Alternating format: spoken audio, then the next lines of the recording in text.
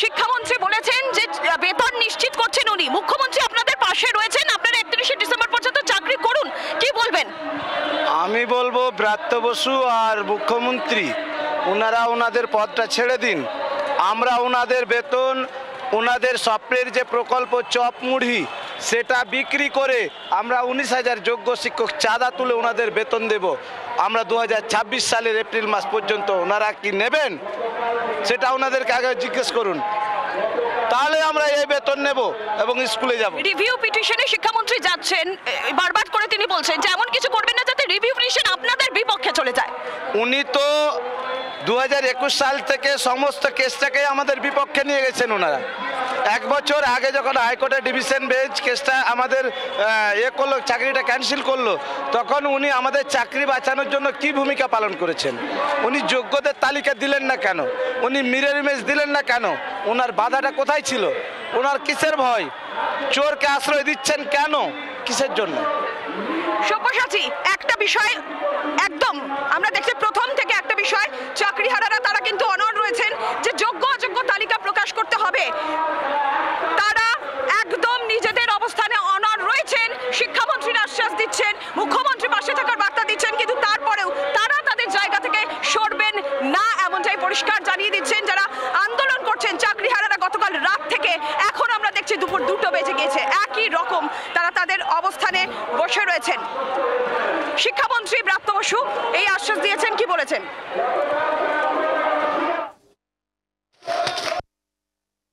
চাকরি আমরা দিয়েছি, কারা চাকরি খেয়েছে আপনারা জানেন। আমি যেটা এখানে প্রথম দিন বলেছিলাম যে আমরা না হয় এই কেসটায় সুপ্রিম কোর্টে হেরেছি, কিন্তু জিতলো কারা? এই প্রশ্নের উত্তর আপনারা যদি দিতে পারেন ভালো হয়, যে এই কেসটা তো হারলাম সুপ্রিম কোর্টে, তাহলে জিতলো কারা? যে দ্রুত আমরা রিভিউ পিটিশনে আমরা যাচ্ছি, অর্থাৎ আইনি প্রক্রিয়া এখনো চালু তথা লাগু আছে, এবং আমরা সুপ্রিম কোর্টের মহামান্য বিচারপতিরা যে নির্দেশ দিয়েছেন তা আমরা অক্ষরে অক্ষরে পালন করতে আমরা বিশেষভাবে দায়বদ্ধ।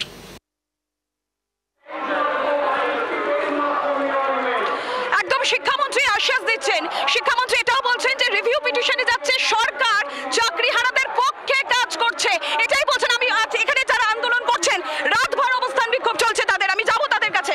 শিক্ষামন্ত্রী বলছেন রিভিউ পিটিশনে যাচ্ছেন, চাকরিহারাদের পক্ষে সরকার কাজ করছে, আপনারা রাতভর অবস্থান করছেন, এখনো বসে রয়েছেন, এবার কি বলবেন আপনারা? আমি এসছি নহাটা গার্লস থেকে সিনিয়র টিচার হিসাবে, আমার এই বোনেরা রয়েছে, আমরা সিনিয়র টিচার কয়েকজন এসছি। আমাদের এই অপদার্থ প্রশাসন, আমাদের রাজ্য সরকার, সম্পূর্ণ মুখ্যমন্ত্রী এর জন্য দায়ী। আজকে একের পর এক ভাওতা দিয়ে চলেছে। 21 তারিখে লিস্ট বের করলো না কেন? কালকে এদের আবার ডিভিশন করার চেষ্টা করছে, সম্পূর্ণ বিভাজনের। এটা বলছেন শিক্ষামন্ত্রী যে যেহেতু একটা আইনি প্রক্রিয়া রয়েছে, সুপ্রিম কোর্টের নির্দেশ ছাড়া লিস্ট বের করা সম্ভব নয়। সুপ্রিম কোর্টের নির্দেশ যদি মানেই, তাহলে প্রথমেই তো লিস্ট চেয়েছিল, দেয়নি কেন? সেই জবাবটা কে দেবে? শিক্ষামন্ত্রী, মুখ্যমন্ত্রী, সমস্ত রাজ্যের কর্তা ব্যক্তিরা একের পর এক ভাওতা দিয়েছে এই নিরস্ত্র শিক্ষকদের তথা সাধারণ মানুষদের। আজকে আমাদের দেওয়ালে পিঠ ঠেকে গেছে। এই ভাই বোনেরা আজকে একদম তারা সব হারিয়েছে, তাদের কিচ্ছু হারানো। হ্যাঁ, আপনি বলছেন তো যে শিক্ষামন্ত্রী রিভিউ পিটিশনে যাবেন বলছেন, ঠিক আছে, রিভিউ পিটিশনে যাক, কিন্তু রিভিউ পিটিশন থেকে এই প্যানেলকে বাঁচিয়ে আনার জন্য যে ব্যবস্থাগুলো করতে হবে তার প্রথমেই থাকবে segregation, proper segregation, certified segregation. অযোগ্যদের বাদ দিতে হবে এবং যে যোগ্য আছে তাদেরকে সার্টিফাই করে দিতে হবে। শুধু তাই না, সেই সার্টিফাইড যোগ্যদের মাঝখানে যেন একটাও অযোগ্য না থাকে, তবেই এই প্যানেলটা বেরিয়ে আসবে। সেই চেষ্টাকে আমরা দেখছি। গতকাল তো আমরা পুরো উল্টো ঘটনা দেখেছি, অতর্কিতে আক্রমণ করা হয়েছে আমাদেরকে।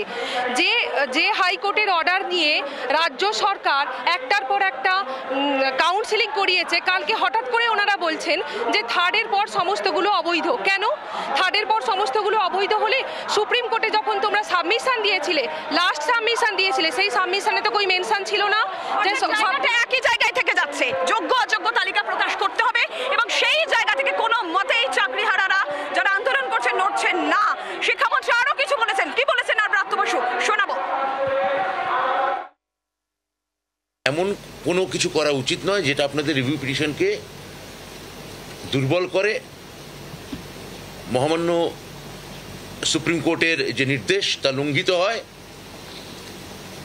এবং সুপ্রিম কোর্ট যে নির্দেশ দিয়েছেন সেই অনুযায়ী কন্টেম্প্ট অফ কোর্ট যাতে আপনাদের না হতে হয় এবং বা আমাদের না হতে হয় তা আপনাদের বজায় রাখতে মনে রাখতে অনুরোধ করছি। বেতনের কথা মুখ্যমন্ত্রী আজকে বলেছেন, আমাদের দপ্তর এই নিয়ে কাজ করে যাচ্ছে এবং আমি আবার বলছি যে নিশ্চিত করার দায়িত্ব আমরা নিচ্ছি। এমন কালকেও আমাদের ডিভিশন বেঞ্চে এসএসসির মামলা রয়েছে, তাহলে এমন কাজ এবং আপনাদের জন্যই এসএসসি লড়ছে। আপনারা আন্দোলন করুন, কিন্তু ওখানকার কোনো মানুষের বা কোনো আধিকারিকের যদি জীবন বিপন্ন হয়ে যায় সেটাও আপনাদের একই সঙ্গে মনে রাখা উচিত। একেবারেই সরকার কোনো কড়া মনোভাব নেবে না। আমরা কি এতক্ষণ ধরে আছেন কোনো বলপ্রয়োগ করেছি? আমরা পুলিশ দিয়ে বোঝানোর চেষ্টা করেছি। আমরা একেবারেই কোনো কড়া মনোভাবের পক্ষে এখনো নই যে ওরা যদি আবার আমাদের সঙ্গে কোনো বৈঠক চান, কিন্তু এই আন্দোলন মানে এই সরকারই কাজ করবে। মধ্যশিক্ষা পর্ষদ তাদের জন্য 31শে ডিসেম্বর পর্যন্ত রিলিফ নিয়ে আসবে, এসএসসি তাদের মাইনে নিশ্চিত করবে, সরকার যাতে তাদের তালিকা করে দেবে, গোটা ডিপার্টমেন্ট যাতে তারা মাইনে পান এবং কাজ করতে কোনো অসুবিধে না হয়, তার একমাত্র তার গ্যারান্টি হয়ে মুখ্যমন্ত্রীর কথায় গোটা শিক্ষা দপ্তর দাঁড়িয়ে থাকবে। আবার আপনারাই আমাদের মধ্যশিক্ষা পর্ষদের অফিস ঘেরাও করবেন, এসএসসির চেয়ারম্যানকে খাবার খেতে দেবেন না, তিনি যাতে কন্টেম্প্ট অফ কোর্ট হন। আগামীকাল ভাইটাল তার কোর্ট ডেট আছে কলকাতা হাইকোর্ট ডিভিশন বেঞ্চ, তার কাজ করতে দেবেন না। মুখ্যমন্ত্রী মমতা বন্দ্যোপাধ্যায় তিনিও আশ্বস্ত করেছেন এবং তিনি বলছেন যে এসএসসি ভবনের বিক্ষোভ নিয়ে মুখ্যমন্ত্রীর বার্তা। তিনি বলছেন উত্তেজনার দরকার নেই, সময় মতন নিয়ম মেনেই বেতন হবে, আইনি পথেই আমরা যাব। মুখ্যমন্ত্রী কি বলেছেন শুনুন। বাংলায় কয়েকটা লোক আছে, আপনারা জানেন, টিচারদের চাকরি খাওয়ার জন্য, গভর্নমেন্ট সার্ভিস খাওয়ার জন্য, যে কোনো ব্যাপারে কোথায় কোথায় জনগণের কাজ করে না, ওদের ভোট চাই না, ওরা কোর্টে গিয়ে শুধু পিল খায় আর পিল করে, পিআইএল করে করে বাংলার সর্বনাশ করছে। এর জন্য কোর্ট দায়ী নয়, দায়ী যারা মুখে কথা বলে বড় বড়, যারা কোনোদিন কিছু মানুষের জন্য করে না। আমরা চাকরি দেবো আর ওরা চাকরি খাবে।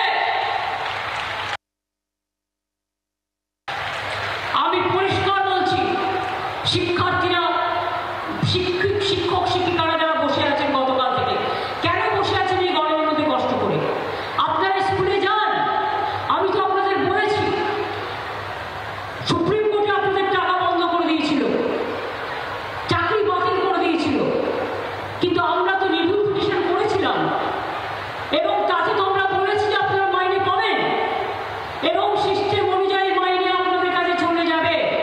এর জন্য কারো প্ররোচনা দেওয়ার দরকার নেই, দাঙ্গা করার দরকার নেই, উত্তেজনা করার দরকার নেই। শিক্ষামন্ত্রী আশ্বাস দিচ্ছেন, মুখ্যমন্ত্রী আশ্বাস দিচ্ছেন, কিন্তু চাকরিহারারা যারা রাতভর এখানে বসে রয়েছেন, এখনো বসে রয়েছেন, তারা কতটা আশ্বস্ত হচ্ছেন কথা বলবো আমি। মুখ্যমন্ত্রী বলছেন যে উত্তেজনার দরকার নেই, একেবারে আইন মেনে নিয়ম মতন বেতন হবে এবং আইনি পথেই মুখ্যমন্ত্রী যাচ্ছেন, আপনাদের পাশে রয়েছেন, আপনারা আশ্বস্ত? উনি এর আগে একাধিকবার আমাদেরকে এরকম ললিপপ দিয়েছেন, আমরা আর কোনো ললিপপে ভুলছি না। উনি আজকে যেটা বাইট দিয়েছেন দেখলাম, তার মধ্যে কিছু ভুল কথা বলেছেন। তিনি বলেছেন যে আমরা নাকি রিভিউয়ে গেছিলাম, তিনি বলছেন যে সরকারের পক্ষ থেকে রিভিউ যাওয়া হয়েছিল, প্রয়োজন আমরা আবার রিভিউ যাব। রিভিউ একবার যদি যাওয়া যায়, তারপরে যদি সেটা ক্যান্সেল হয়ে যায়, দ্বিতীয়বার আর রিভিউ যাওয়া যায় না। সেটা হয়তো উনি ভুল করে বলেছেন বা জানেন না, সেটা হতে পারে। আর দ্বিতীয়ত হচ্ছে, তিনি বলছেন বারবার আমাদেরকে স্কুলে যেতে, স্কুলে গিয়ে আপনারা ক্লাস করুন, আপনাদের বেতন দেওয়া হবে। আমরা কি স্কুলে শুধু বেতনের জন্য যাই? আমাদের কি মান সম্মান কিছু নেই? আমাদের আত্মসম্মান যেটা, আমাদের সামাজিক সম্মান যেটা আমাদের ধুলায় লুণ্ঠিত হলো, সেটাকে উনি ফেরত দিতে পারবেন? উনি বারবার বলছেন আপনারা স্কুলে যান, বাচ্চাদের পড়ান, স্কুলে যান, বাচ্চাদের পড়ান। এই ললিপপ উনি এর আগে আমাদেরকে 7 তারিখে দিয়েছেন, তারপরে আমাদেরকে 11 তারিখে মিটিংয়ে শিক্ষামন্ত্রী দিয়েছেন, তারপরে আমাদের হাতে যেটা এসছে সেটা হচ্ছে শূন্য। বলেছিলেন 21 তারিখে যোগ্য অযোগ্যদের লিস্ট দেওয়া হবে। তারপরে আমরা কালকে যেটা দেখলাম, বিভিন্ন রকমের গড়িমিশি করে একটা আমাদের আমাদের আশ্বস্ত নন, চাকরিহারারা আশ্বস্ত নন, তারা নিজেদের দাবি ছাড়ছেন না, তারা আশ্বস্ত নন। বাংলার আওয়াজ, বাঙালির আবেগ, জি 24 ঘন্টা।